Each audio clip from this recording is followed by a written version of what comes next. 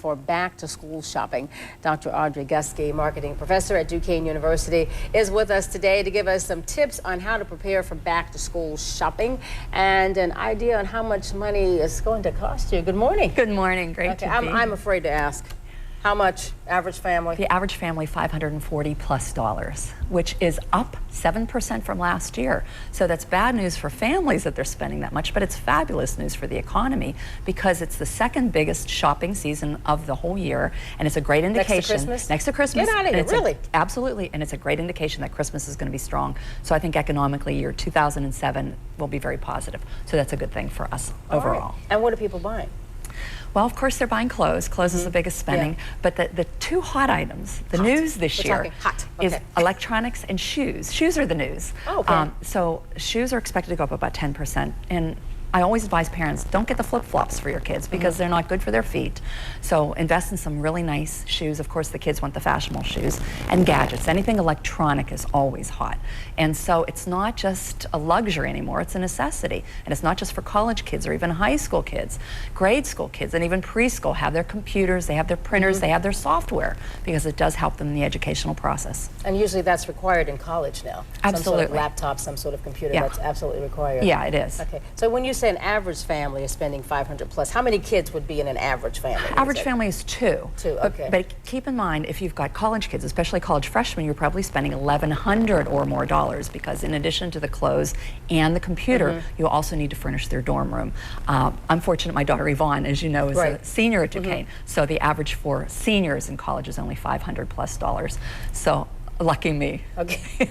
A little bit less than a college freshman. But you have to, you know, as far as parents go, this is, half of the shoppers have already started shopping. And so that's good advice because I always say shop earlier or shop late. The sales are then, you know, earlier in the season, and then wait till the last minute. You don't want to get everything right away because they don't know what the fashions that the kids are going to be wearing. You don't know what kind of school supplies you need. So I would say go to the stores, have a list, do an inventory with your kids, figure out exactly what you want, involve the kids. It's a great lesson. But as far as 8+ tips, you really want to have a budget, try to stick to the budget, and don't buy everything at once. And of course, do a lot of homework at home. You can go online, you can look at catalogs. So sort of have your game plan before you actually hit the stores. Saves you a lot of time and money. How can you do that with a child? Don't buy them everything they want. I want to hear that answer, okay?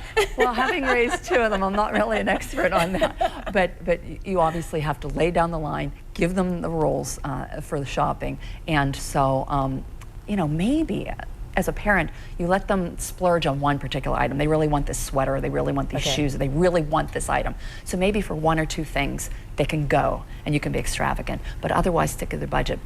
Kids are spending some of their money too. The average teenager is spending $30. That's not a whole lot, but maybe they can spend their money on the things that they want. But overall, you got to lay down the law. You also need to know what the school rules are. What's the dress code? Right, the dress code. And the E-code, because a lot of times electronically, kids won't be allowed to take iPods or cell phones.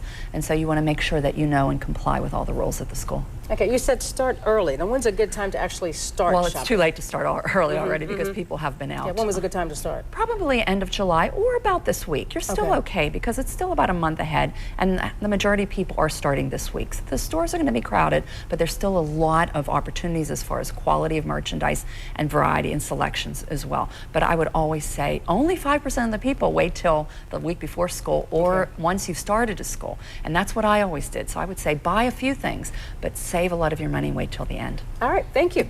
Very informative, as usual. And happy back to school shopping to everyone. All right, thank you, Audrey.